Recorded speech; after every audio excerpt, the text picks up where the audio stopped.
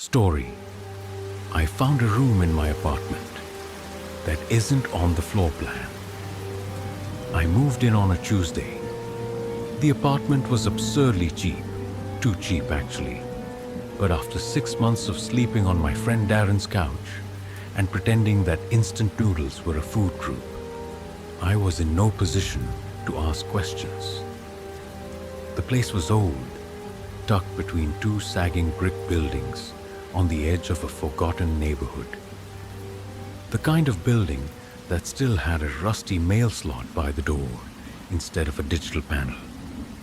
There were 6 floors, no elevator, and the hallway smelled vaguely of mothballs and coal dust. But the heat worked, the plumbing didn't gurgle too much, and the landlord only wanted first month's rent. No deposit, no references, just a signature and a handshake. And yet, as I stood there that first night, half unpacked boxes slouching in corners, a single bare bulb casting long shadows, I remember feeling off, not unsafe exactly, just displaced, like I had stepped into a photograph that was almost mine. It was a studio apartment with creaky wooden floors and one of those galley-style kitchens where the fridge door knocks into the wall if you open it too far. The window looked out over an alley and a crumbling stone church. Everything was quiet, too quiet. Not the soft quiet of peace, but the hollow quiet of a place waiting for something. I unpacked in a daze that night, sleep-deprived, jittery from gas station coffee.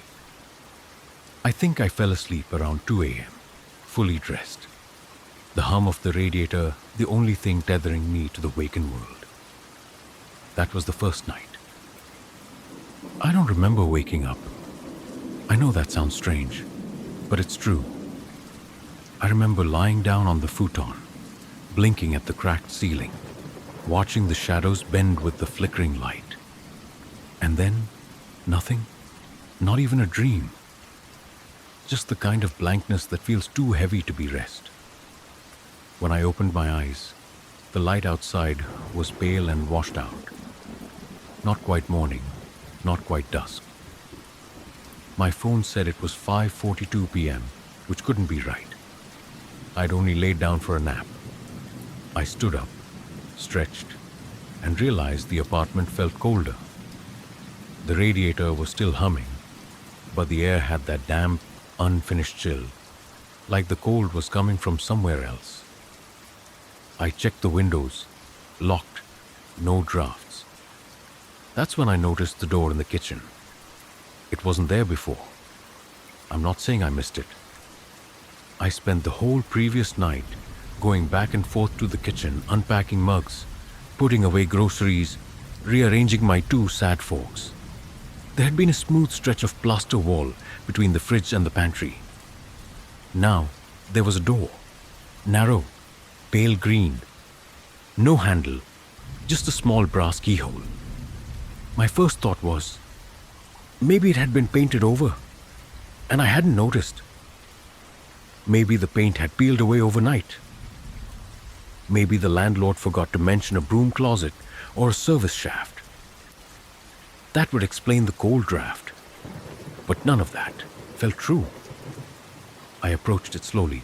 There was a smell, faint, sweet, and sour at once, like old apple juice gone bad, and something else, something wooden, aged, familiar. I pressed my ear to the door, silence. Then, as if on cue, a soft click. The door creaked open on its own. I should have left it alone. I know that now, but I stepped inside. The room was small, too small to exist really, no more than 6 feet wide and 10 long. The walls were a pale blue, peeling in soft curls. A single light bulb dangled from the ceiling, casting shadows that didn't quite match the objects around them. The floor was linoleum, yellowed, cracked, and it was filled with things that shouldn't be there.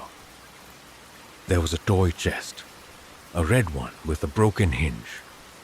I hadn't seen that chest since I was 6. A bookshelf full of Hardy Boys and Goosebumps. A tiny soccer trophy with my name engraved in crooked letters. A stuffed bear missing one eye. Things from my childhood. Except they weren't mine. Not exactly. The books had the right titles, but the covers were off. Different fonts, unfamiliar artwork. The soccer trophy had my name. Yes, but spelled with a C instead of a K. The stuffed bear wore a blue ribbon, not the yellow one I remembered. I backed out of the room, closed the door, didn't sleep that night. I tried to forget about it, I really did. The next morning, the door was gone. Just plaster wall, smooth, whole. I even knocked on it, nothing hollow behind. For a few days, I convinced myself it was a dream, or stress, or some kind of waking sleep paralysis. Maybe the cold had gotten to me. Maybe the air in this old place was doing weird things to my brain. But then, the door came back. 4 days later, same place, same color, same keyhole. This time, it was open already. And inside, the bookshelf was different. The books were newer. And they weren't children's books. They were high school textbooks. Math history. One of them had a photo taped inside the cover. Me at 15, braces and all, next to a girl I didn't recognize. The soccer trophy was bigger now. The stuffed bear had both eyes again. The room had changed, and I think it was catching up to me.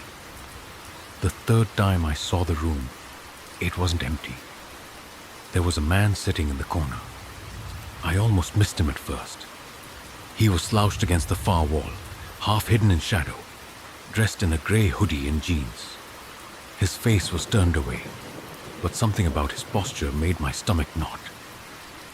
He looked wrong, not just out of place, misplaced, like he had been dropped into the scene from somewhere else entirely. I stood there in the doorway, frozen. The air was colder this time, not just drafty. Refrigerator cold, my breath fogged in front of me. The light bulb above flickered once, twice. He moved. Just a twitch of the head, like he was listening. I saw the edge of his jaw. It looked familiar. I slammed the door. This time, I put furniture in front of it.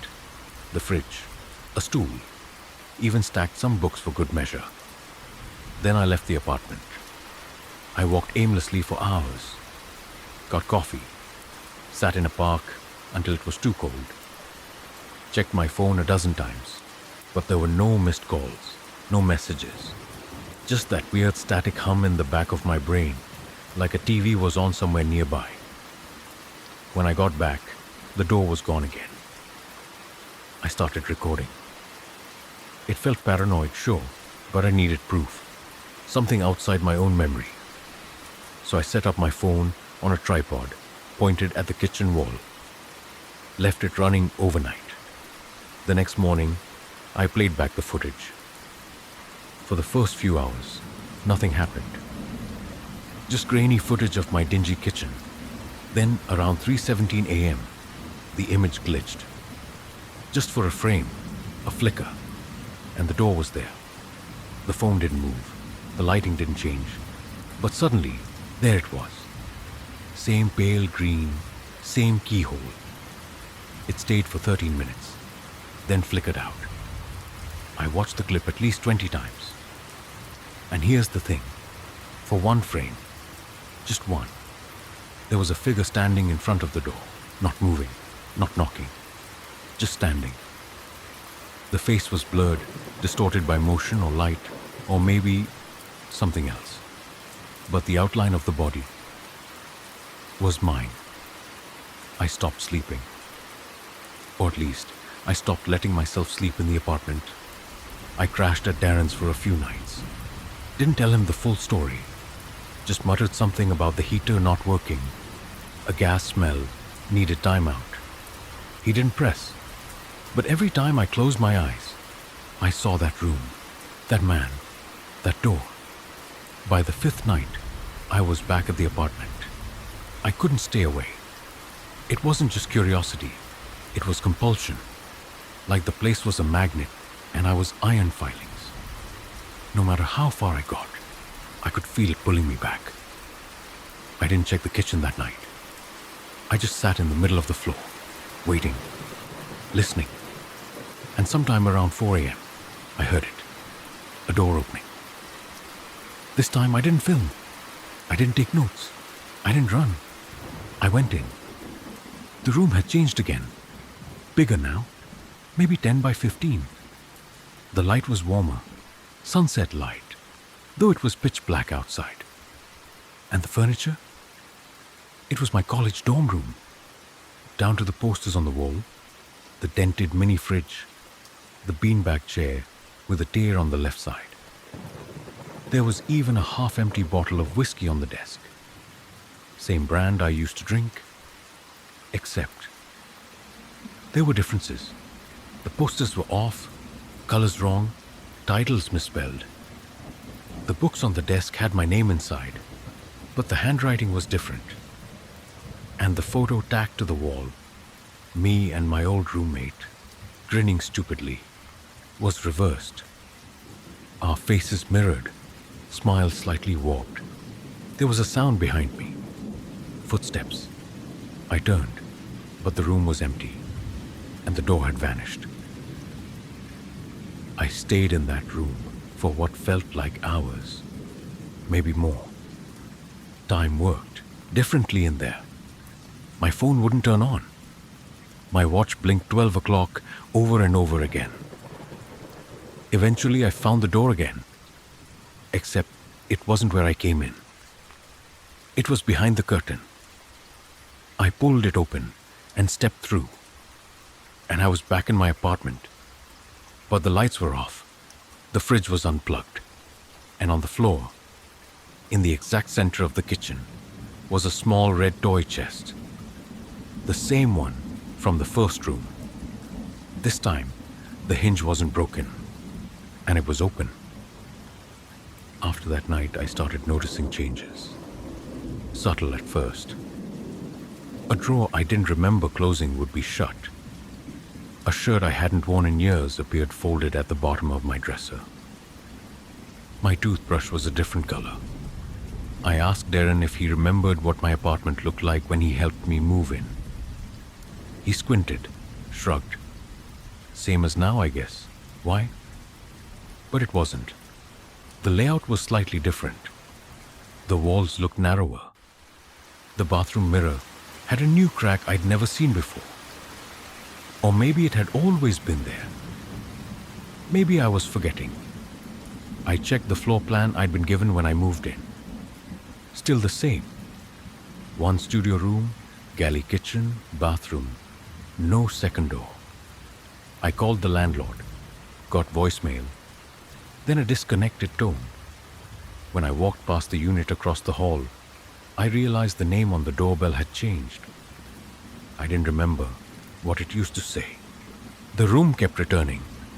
Sometimes it would stay for hours, sometimes just minutes. Once, I opened my fridge and found the door waiting behind the milk and eggs.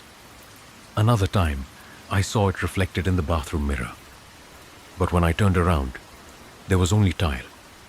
And always, it showed me a different version of myself. The fifth time, it was a hospital room. I lay in a bed, unconscious, hooked to machines. A nurse walked past me without seeing. The calendar on the wall said 2027.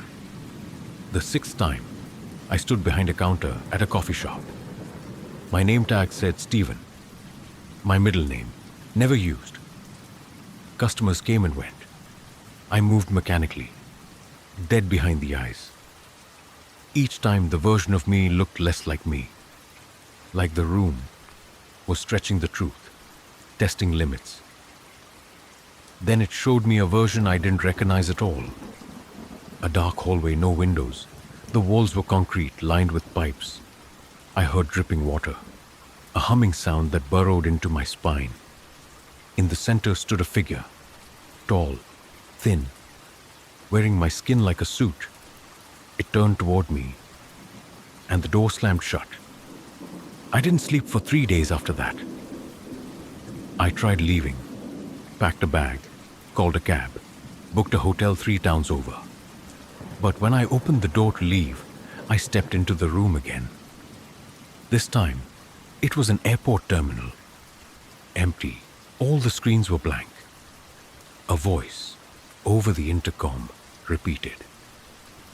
Now boarding final call for identity. Please proceed to gate 0. I turned around. The door was gone. I woke up in my bed still dressed. The bag was gone. There was a note on my nightstand.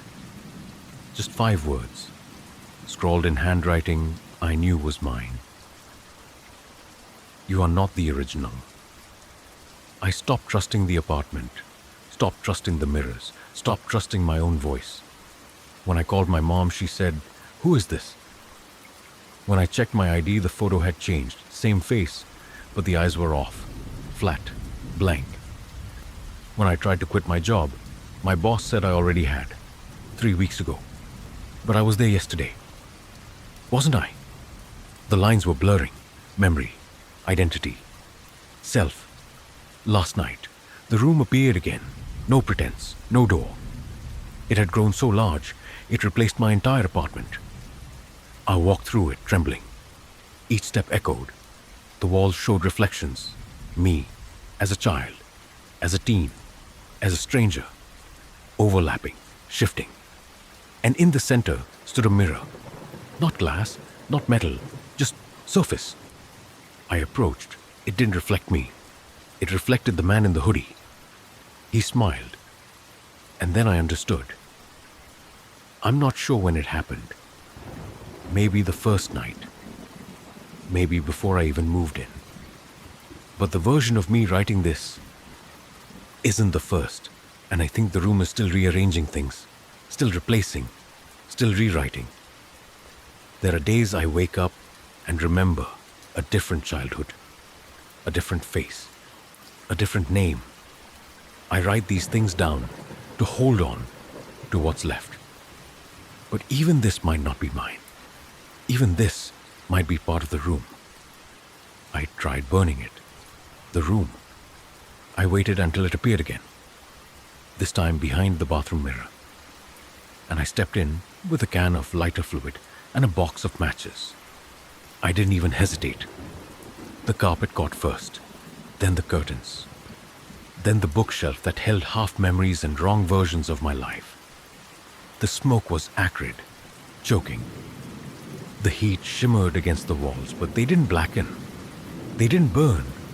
They absorbed. I watched flames crawl up a poster of a vacation I never took. And instead of curling and turning to ash, the image just faded, like being erased. I dropped the matchbook and ran. Right into the kitchen. Not my kitchen. Not anymore. The fridge was gone. The floor was carpeted. A crib sat where the sink used to be. The walls were pastel blue, and a mobile spun slowly overhead. Plastic stars circling endlessly. I opened the front door. There was no hallway, just more rooms. I think the apartment's gone. I think the building is gone. There's only the room now. Or maybe it was always the room, and everything else was just a skin it wore. I've wandered for days, maybe weeks. There's no hunger, no sleep, just corridors and echoes. Rooms stitched together like memories out of order.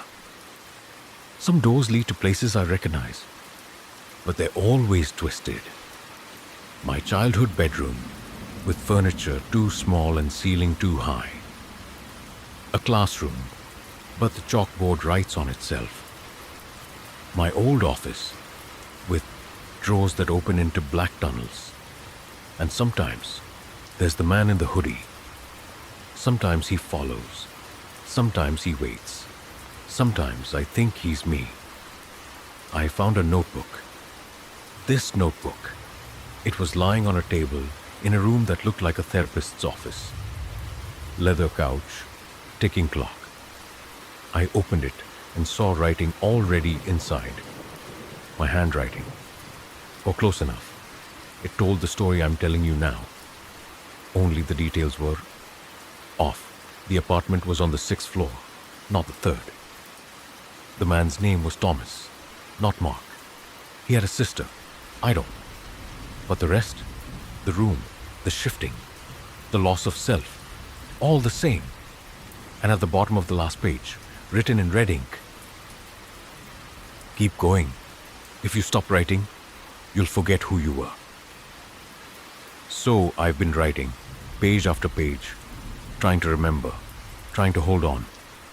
But it's getting harder. Some mornings I wake up and the words on the page are in a different language. Sometimes I reread what I wrote, and it feels like fiction, like a story someone else told me once. I found other notebooks too, hundreds, all telling versions of the story, all slightly different. Some end in fire, some in mirrors. One ended with the line, "The room is me." I don't know which one is true. Maybe none of them, maybe all of them. I've come to believe the room doesn't want to harm me. It wants to use Tantura's me, to process memories, filter identities. It's a place of echo and recursion, looping through possible selves. And I, whoever I am just one more draft. There's comfort in that in a way. If I'm not real, I can't really die. But I also can't escape. If you're reading this, if somehow this notebook made it out, know this. There is a room in a building no one remembers renting. A room not on the floor plan. You might not see it at first. You might even live there for weeks before it appears. But it will. And when it does, don't go in. Or do. It might already be too late either way. Because sometimes, when you close your eyes, you can still see it. A pale green door with a brass keyhole. Waiting, always waiting.